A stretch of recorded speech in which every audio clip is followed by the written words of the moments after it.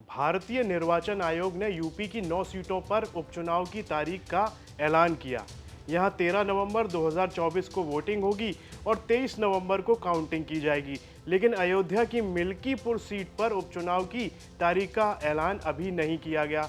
Milkipur seat पर उपचुनाव का ऐलान इसलिए नहीं हुआ क्योंकि यहां पर एक मामला कोर्ट में पेंडिंग है। दरअसल बीजेपी के पूर्व विधायक बाबा गोरखनाथ ने 2022 में चुनाव जीते सपा विधायक अवधेश प्रसाद के खिलाफ इलाहाबाद हाईकोर्ट में याचिका दायर की थी। जानकारी के मुताबिक अवधेश प्रसाद ने अपने चुनावी एफिडेविट को जिस वकील से सत्यापन कराया था, उस वकील का लाइसेंस निरस्त हो चुका था और कोई नवीनीकरण भी नहीं था, जिसके बाद गोरखनाथ बाबा ने अदालत को ये कहा था कि ये पूरी एफिडेविट यानी कि अवधेश प्रसाद का चुनावी हलफनामा फर्जी और अवैध है। इसी आधार पर उनके चुनाव को निरस्त किया जाए, जिसके बाद गोरखनाथ बाबा ने अवधेश प्रसाद की चुनावी जीत को निरस्त करने की मांग की थी और ये मामला अब तक पेंडिंग है। हलफनामा तैयार करने वाले वकील का लाइसेंस कई साल पहले रद्द हो चुका था। इसी आधार पर ये मामला पेंडिंग है। लेकिन अब इस मामले पर रोचक मोड़ आया है। गोरखनाथ बाबा के वकील की ओर से दाखिल की गई इस याचिका को वापस लेने का ऐलान किया गया है। आज इलेक्शन कमीशन ने महाराष्ट्र और झारखंड विधानसभा इलेक्शन और उत्तर प्रदेश में उपचुनाव की घोषणा की।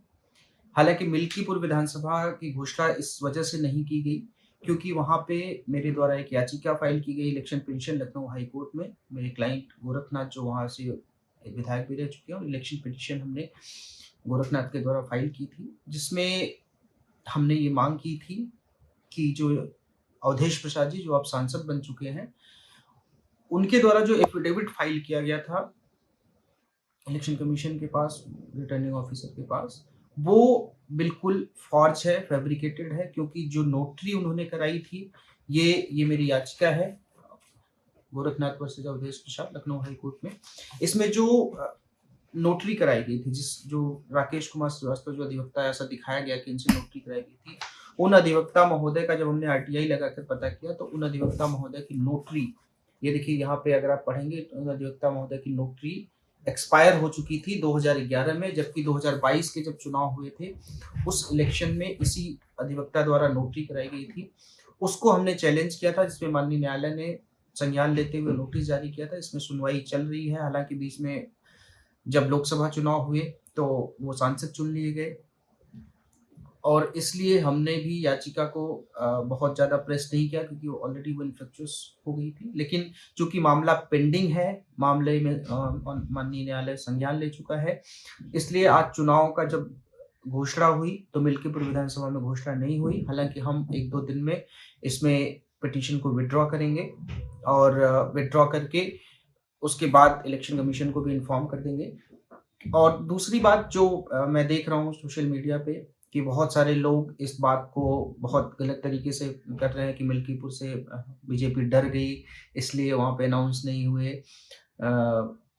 तमाम तरीके की बातें कि दिल्ली के साथ चुनाव होंगे और तमाम तरीके की बातें, तो बिल्कुल ये नहीं है। इलेक्शन कमीशन की अगर आप पीसी सुनिए तो उन्होंने बिल्कुल साफ तौर पे कहा है और हम जल्दी ही इस पिटीशन को 1-2 दिन में जो भी समय लगेगा इसको विड्रॉ करेंगे। विड्रॉ करके उसके बाद माननीय इलेक्शन कमीशन को भी हम इन्फॉर्म कर देंगे, क्योंकि अब इस पिटीशन को प्रेस करने का भी कोई मतलब नहीं है, क्योंकि हमारी जो याचिका थी, जो हमारे प्रेयर्स थे, वो इनकी सदस्यता रद्द करने के लिए और बाबा गोरखनाथ को वहाँ से विधायक मनोनीत करने की याचिका थी। हालांकि अब वो ऑलरेडी वहाँ पे विधायक नहीं है, वो सांसद बन चुके हैं, उन्होंने इस्तीफा दे दिया है विधायक पद से, तो इसको प्रेस करने का कोई मतलब नहीं है और वहाँ पे चुनाव भी होने चाहिए।